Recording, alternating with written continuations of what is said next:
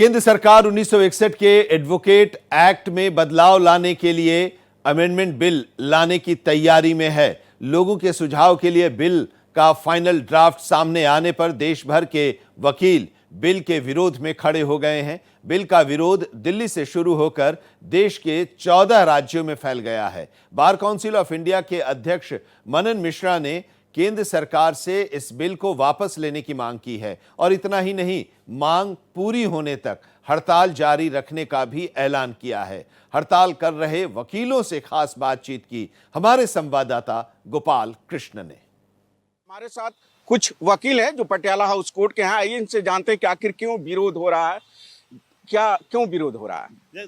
Basically ये जो नया कानून का प्रस्ताव आया है वकीलों अमेंडमेंट बिल के लिए ही हमारा ये प्रोटेस्ट चल रहा है बेसिकली। और नॉर्मली ये जो कानून में बदलाव के लिए कह रहे हैं एडवोकेट एक्ट के अंदर, इसके खिलाफ हम लोग प्रोटेस्ट कर रहे हैं सारे एडवोकेट भाई मिलके। मनन मिश्रा जो बार काउंसिल ऑफ इंडिया के चेयरमैन हैं, उन्होंने भी आप लोगों का सपोर्ट किया है, कहा है कि सरकार को इस बिल को वापस लेना चाहिए। देखिए, मनन मिश्रा जी ने सपोर्ट किया है, उसका स्वागत है, लेकिन कथनी और करनी में थोड़ा अंतर होता है। जब कथनी और करनी हो जाए तो तभी उसका स्वागत किया जाता है। और दूसरा क्या है, ये जो अमेंडमेंट बिल आया है, ये ना सिर्फ एडवोकेट के खिलाफ नहीं, ये देश विरोधी भी है। इससे वकीलों की स्वतंत्रता छीनी जा रही है। ज्ञापन क्या दे रहा है, ये पूरा का पूरा अमेंडमेंट ही इलीगल है। ये पूरा अमेंडमेंट वापस लें और ये वापस लेना पड़ेगा।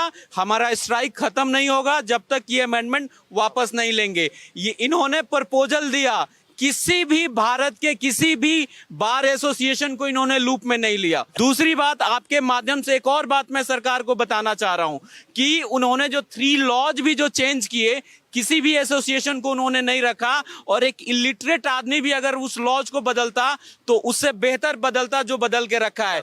इस अमेंडमेंट एक्ट के तहत क्या है कि हमें 6 महीने से 1 साल तक का पनिशमेंट और 2 से 3 लाख तक का फाइन है, जबकि वो प्रोफेशनल मिसकंडक्ट कुछ डिफाइन नहीं है कि what is the illegal practice.